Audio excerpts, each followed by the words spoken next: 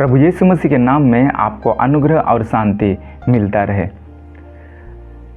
उत्पत्ति 14 अध्याय और उसका 17 पद से लेकर के 24 पद तक हमें मिलता है कि अब्राहम लूत और उसके परिवार को सदोम और अमोरा के जितने लोग बंदी बनाए गए थे, वहाँ की धन संपत्ति, वहाँ के प्राणी, सब कुछ को वापस छुड़ा करके आ रहा था।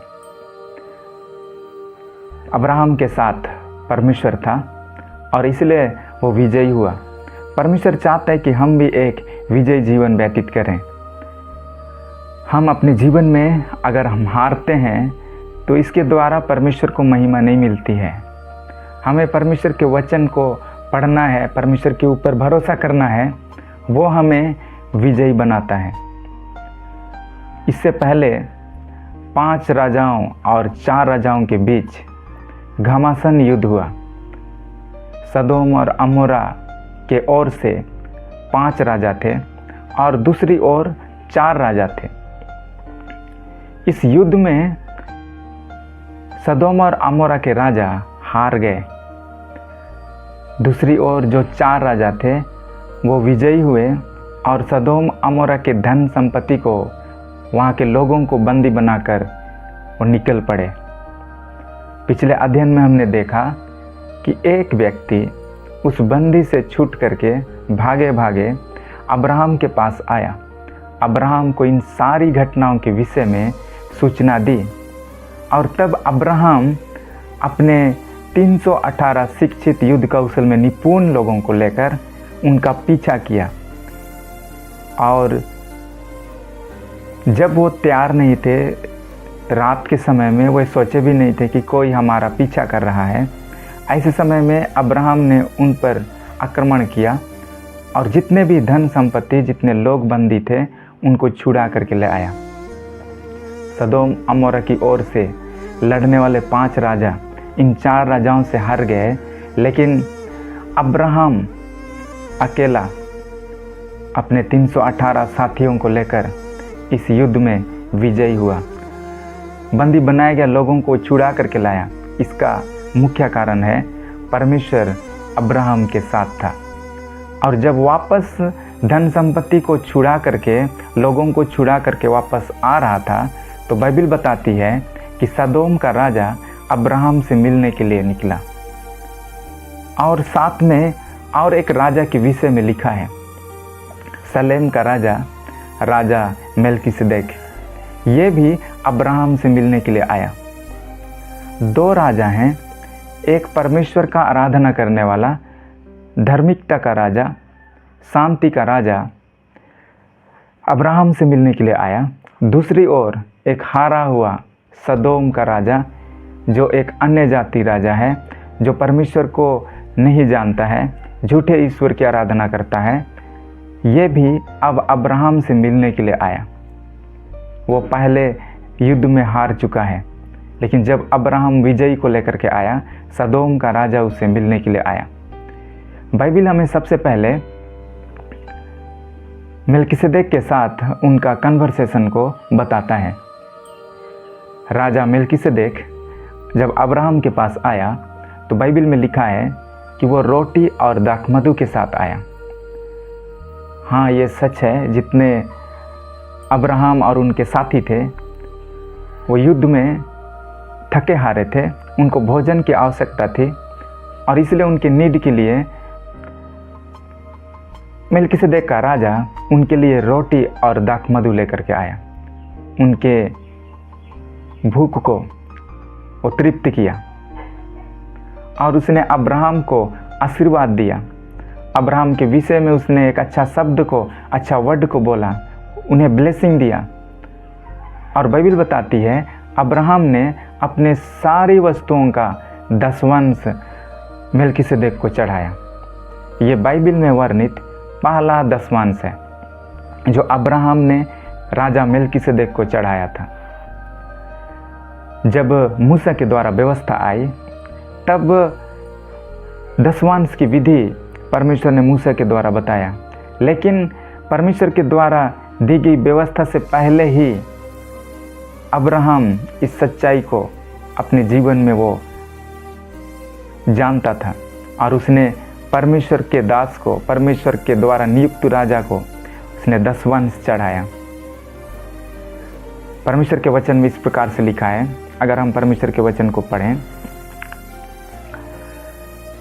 जब वह कदोर्लाओमेर और उसके साथी राजाओं को जीत कर लौटा आता था, तब सदोम का राजा सावे नामक तराई में, जो राजा की तराई भी कहलाती है, उससे भेंट करने के लिए आया। तब सलेम का राजा मलिकिसिदक, जो परम प्रधान ईश्वर का याजक था, रोटी और दाखमधु ले आया, और उसने अब्राम को यह आशीर्वाद दिया, परम प्रधान ईश्वर की ओर से, जो आकाश और पृथ्वी का अधिकारी है, तू धन्य हो, और धन्य है परम प्रधान ईश्वर, जिसने तेरे द्रोहियों को तेरे वश में कर दिया है। तब अब्राहम ने उसको सब वस्तुओं का 10वांश दिया। तब सदोम के राजा ने अब्राम से कहा, प्राणियों को तो मुझे दे और धन को अपने पास रख। अब्राम ने सदोम के राजा से कहा, परम प्रधान ईश्वर यहोवा, जो आकाश और पृथ्वी का अधिकारी है, उसकी मैं यह शपथ खाता हूँ कि जो कुछ तेरा है उसमें से ना तो मैं एक सूत और ना जूती का बंधन, ना कोई और वस्तु लूँगा, कि तू ऐसा ना कहने पाए कि अब्राम मेरे ही कारण धनी हुआ। पर जो कुछ इन जवानों ने खा लिया है, और उनका भाग जो मेरे साथ गए थे, अर्थात अनेर, एस्कोल और ममरे, मैं नहीं लौटाऊंगा, वे तो अपना अपना भाग रख लें। यहाँ बाइबिल बताती है राजा मेलिकिसेदेक के बारे। वो सलेम का राजा था। कुछ विद्वानों का कहना है कि वो यरूशलेम में राज्य करता था। उनके अंडर में एक छोटी झुंड थी, और ये जो राजा था मेलिकिसेदेक राजा, मेलिकिसेदेक का अर्थ ही है धार्मिकता का राजा, सलेम का राजा। सलेम का मतलब है शांति का राजा। इसे भी परमेश्वर ने नियुक्त किया था। एक और अब्राहम को परमेश्वर ने दर्शन दिया और उन्हें एक चुने हुए जाति के रूप में तैयार कर रहा था, और उनको अपने देश, अपने कुटुंबियों के घर को छोड़ने के लिए कहा। लेकिन दूसरी ओर यहाँ मेलिकिसेदेक राजा के विषय में भी बाइबिल हमें वर्णन करता है।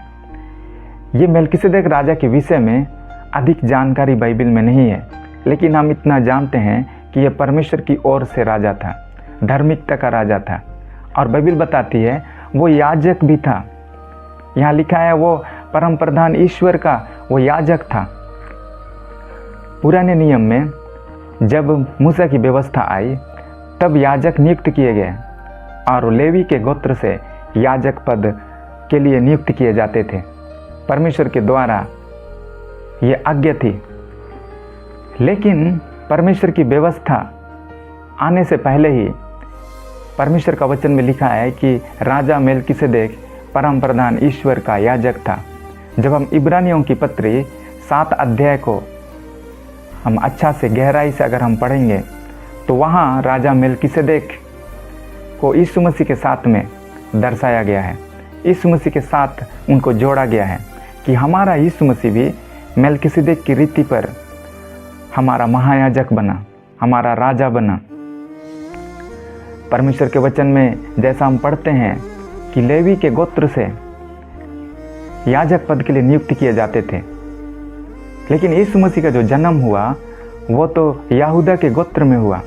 इस आधार से यीशु मसीह को याजक पद के लिए अधिकार नहीं था।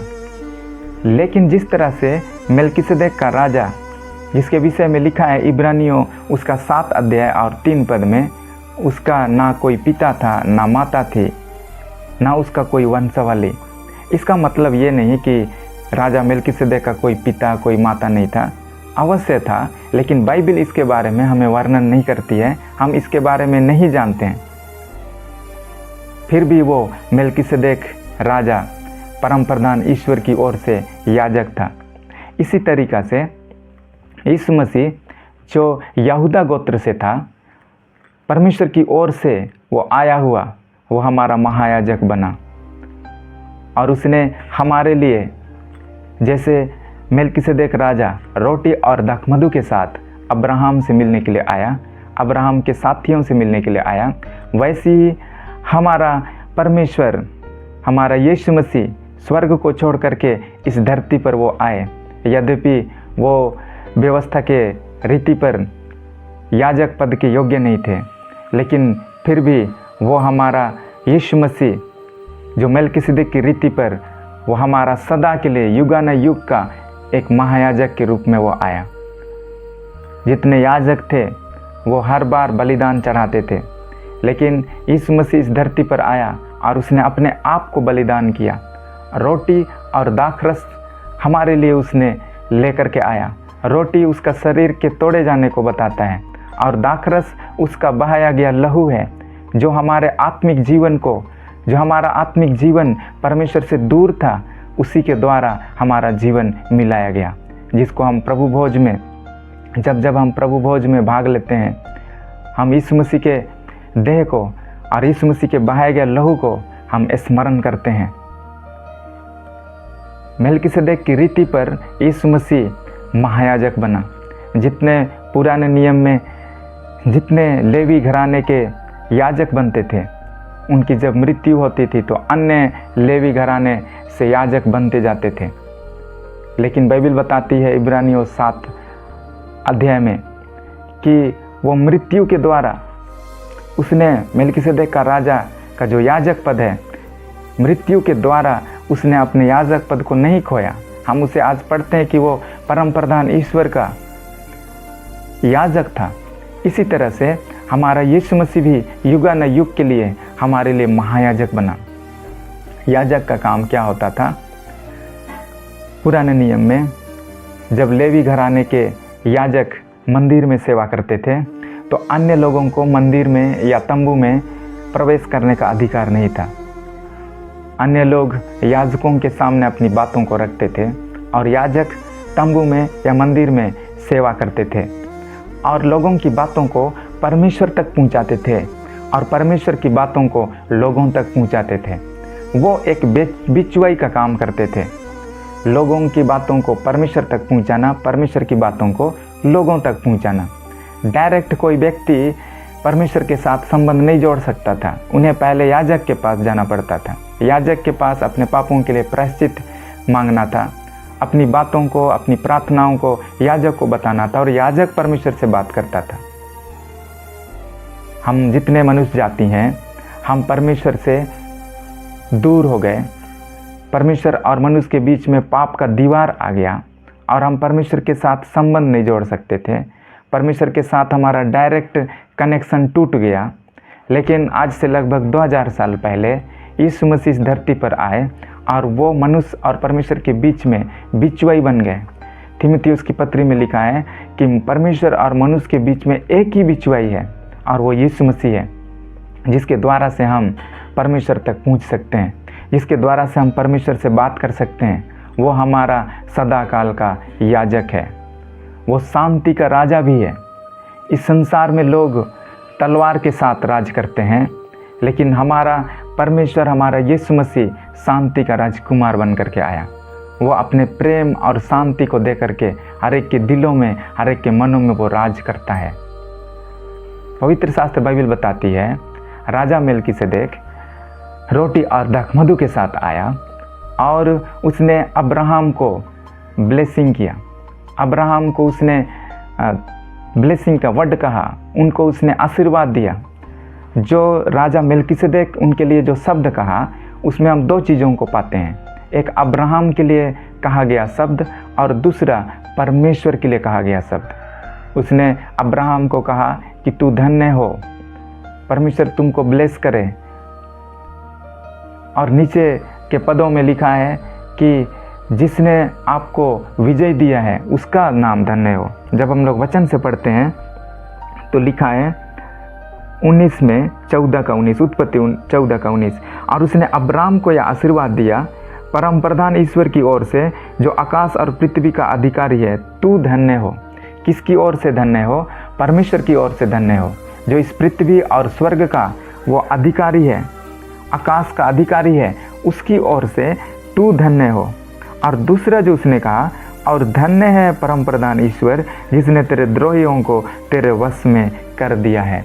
और दूसरा उसने परमेश्वर का बड़ाई, परमेश्वर का प्रशंसा किया कि धन्य है परम प्रधान ईश्वर जिसने द्रोहियों को तेरे वश में कर दिया है। उसने अब्राहम को आशीष दी और दूसरा उसने परमेश्वर को बढ़ाई दिया, परमेश्वर की महिमा की। और यही हमारा भी कैरेक्टर होना चाहिए। जब परमेश्वर हमें कुछ हमारे जीवन में विजयी को देता है, हम आगे बढ़ते हैं, हम अपने जीवन में कुछ अर्जित करते हैं, तो इन सारी चीज़ों के लिए परमेश्वर को हमें क्रेडिट देना है, परमेश्वर को हमें आदर करना है, परमेश्वर की हमें महिमा करना है। जैसे राजा मेल्किसेदेक ने परमेश्वर को आदर दिया, परमेश्वर की महिमा की। हमारा यीशु मसीह भी जो मेल्किसेदेक की रीति पर याजक बना, वो राजा बन करके आया, उसने भी परमेश्वर की आदर, परमेश्वर को महिमा किया। वो परमेश्वर का आज्ञाकारिता बना रहा। परमेश्वर के वचन में लिखा है कि अब्राहम ने उसको सब वस्तुओं का दसवांश दिया, और उसके रिस्पेक्ट में, उसके रिस्पॉन्स में जो अब्राहम है उसने राजा मेल्किसेदेक को दसवांश दिया, अपनी सारी वस्तुओं का उसने 10वां अंश दिया। हमारे जीवन में जो कुछ भी है वो परमेश्वर की ओर से है, और जब हम प्रभु को देते हैं तो इससे हम अपने हर एक भाग में परमेश्वर को हम आदर करते हैं, परमेश्वर के नाम को हम ऊंचा करते हैं। नीचे लिखा है, अब्राम ने सदोम के राजा से कहा, परम प्रधान ईश्वर, उससे पहले 21 पद, तब सदोम के राजा ने अब्राम से कहा, प्राणियों को तो मुझे दे और धन को अपने पास रख। मेल्किसेदेक और अब्राहम के बीच का जो कन्वर्सेशन है, हो सकता है सदोम का राजा इन चीज़ों को वो देख रहा था। सदोम की ओर से अब्राहम के लिए कोई आशीर्वाद नहीं था। वो तो एक अन्य जाति राजा था, वो सच्चा ईश्वर को नहीं जानता था। उसका जो झुकाव है धन और दौलत की ओर है। वो जब अब्राहम से आया, मिलने के लिए आया, तो उसका जो दृष्टिकोण है, उनका जो सोच और विचार है, उनकी जो नज़रें हैं, वो धन और दौलत पर है, प्राणियों पर है। जब अब्राहम ने दसवांश दिया, वो अपनी इच्छा से, जब उसने उस मेल्किसेदेक राजा को उसने दसवांश दिया, राजा मेल्किसेदेक उनको मांगा नहीं था, लेकिन उनके आशीर्वाद, उनके शुभ वचन के लिए, और उसने देखा कि ये परमेश्वर की ओर से राजा है, धार्मिकता का राजा है, शांति का राजा है, और इसलिए उसने उनको वो 10वां अंश दिया। सदोम मांगने लगा, सदोम का जो राजा है वो मांगने लगा। बाइबल में लिखा है कि प्राणियों को मुझे दे दे और जितना धन संपत्ति है उसे अपने पास रख ले। एक तरह से अब्राहम के लिए एक अच्छा ऑफर है, वो बड़ा व्यक्ति बन सकता है, क्योंकि इतना सारा धन संपत्ति जो लूट करके लाया है। सदोम का राजा उससे कहता है कि प्राणियों को मुझे दे दे, लेकिन जितना धन संपत्ति है उसे तू अपने पास रख ले। लेकिन अब्राहम ने उसको क्या रिस्पॉन्स दिया? क्योंकि अब्राहम ने अपने जीवन में परमेश्वर को आदर करना सीखा था, अब्राहम ने अपने जीवन में परमेश्वर को महिमा करना सीखा था। धन और दौलत से बढ़ करके परमेश्वर का आराधना है, धन और दौलत से बढ़ करके परमेश्वर की महिमा है। इस बात को अब्राहम जानता था, और इसलिए उसने उनके द्वारा किए गए ऑफर को उसने नकार दिया। बाइबल में लिखा है कि 22 में, अब्राहम ने सदोम के राजा से कहा, परम प्रधान ईश्वर यहोवा जो आकाश और पृथ्वी का अधिकारी है।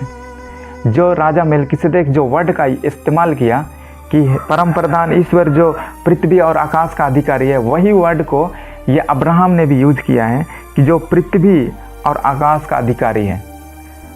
उसने कहा होगा इनडायरेक्टली कि तुम सदोम का राजा हो सकते हो, तुम अमोरा का राजा हो सकते हो, लेकिन मैं जिस परमेश्वर का आराधना करता हूँ वो पूरे पृथ्वी का और पूरे आकाश, पूरे स्वर्ग का वो अधिकारी है। उस परमेश्वर का मैं आराधना करता हूँ। मुझे तुम्हारे धन और दौलत का कोई लालच नहीं है। उसने कहा आगे कि उसकी मैं यह शपथ खाता हूँ कि जो कुछ तेरा है उसमें से ना तो मैं एक सूत और ना जूती का बंधन, ना कोई और वस्तु लूँगा, कि तो ऐसा ना कहने पाए कि अब्राहम मेरे ही कारण धनी हुआ। उसने सदोम के राजा को स्पष्ट उसने जवाब दे दिया कि ना तेरा एक सूत, ना तेरी जूती का बंधन, ना तेरा कोई एक वस्तु मैं लूँगा। तू ये ना कहने पाए कि मेरे कारण से अब्राहम धनी हुआ है। अब्राहम परमेश्वर की आराधना करने वाला व्यक्ति था, और जो कुछ भी अपने जीवन में वो प्राप्त किया वो परमेश्वर की ओर से, परमेश्वर को महिमा मिलना चाहिए, और इसलिए वो परमेश्वर की ओर से वो धनी हुआ, ये कहलाना चाहता था। किसी मनुष्य के द्वारा नहीं, अपनी बुद्धि और ताकत के द्वारा नहीं, लेकिन अगर वो धनी बनेगा, अगर परमेश्वर उनको ब्लेस करेगा, तो वो परमेश्वर की ओर से ही वो होगा और तब वो परमेश्वर को महिमा दे पाएगा। अन्यथा वो परमेश्वर को क्रेडिट नहीं दे पाएगा, अपने जीवन में वो परमेश्वर को महिमा नहीं दे पाएगा। वो तो कहेगा, अरे ये धन और संपत्ति तो मैंने सदोम के राजा से प्राप्त किया है, और इसलिए उसने सदोम के राजा के द्वारा दिए गए ऑफर को उसने ठुकरा दिया। आज हम अपनी धन और संपत्ति और जो कुछ आपके पास है, क्या वो सारी चीज़ें आपने परमेश्वर से प्राप्त की है?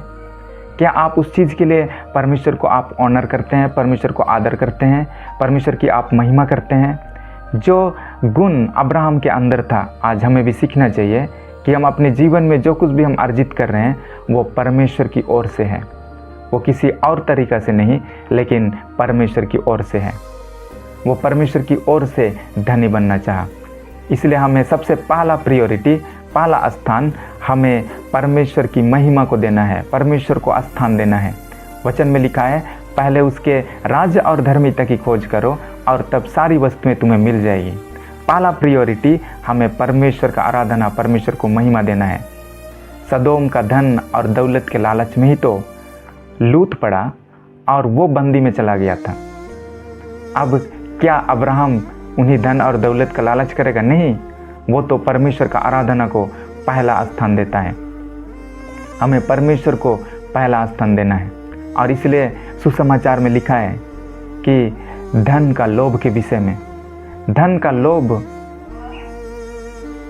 में वे लोग हैं जो धन को पहला स्थान देते हैं, और धन के लिए लोग परमेश्वर की आराधना को छोड़ देते हैं, धन के लिए लोग प्रार्थना करना छोड़ देते हैं। वे दिन रात उसी धन के विषय में, मैं कैसे कमाऊंगा, मैं कैसे और धन अपने लिए अर्जित करूंगा, वो चीज़ वो सोचते रहते हैं। धन उनको खींच रहा है, धन उनके आगे आगे जा रहा है, धन उनको नियंत्रण कर रहा है। लेकिन आपको धन नियंत्रण नहीं करना चाहिए, हमें धन को नियंत्रण करना है। धन के लिए हम नहीं है, धन हमारे लिए है, जो परमेश्वर हमें देता है ताकि हम उसका यूज करें, परमेश्वर को महिमा करें।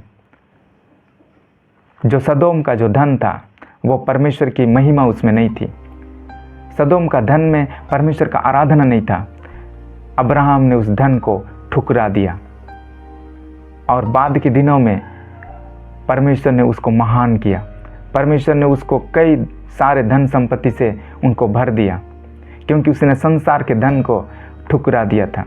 बाइबल में लिखा है, जैसे ही हम 14 चैप्टर का अंत करते हैं, 14 चैप्टर के ठीक लास्ट में अब्राहम ने सदोम के राजा के द्वारा किए गए ऑफर को ठुकरा दिया। लेकिन 15 चैप्टर का शुरुआत में क्या लिखा है?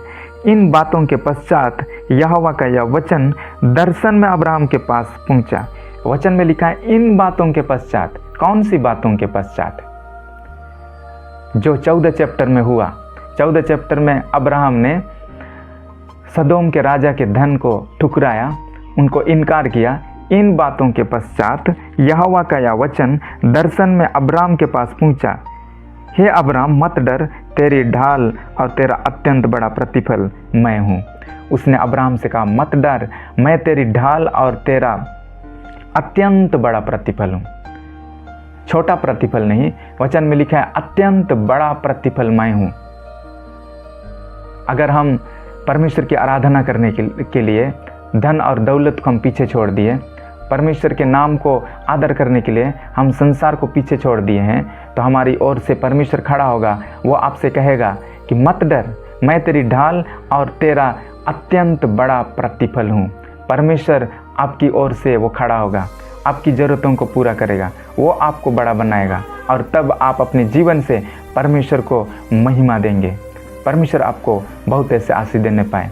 इसी तरह परमेश्वर के वचन को वर्ष बाय वर्ष अगर आप जानना चाहते हैं, प्रकाशनों को और अधिक सीखना चाहते हैं, तो आप अवश्य ही इस चैनल के साथ जुड़ें।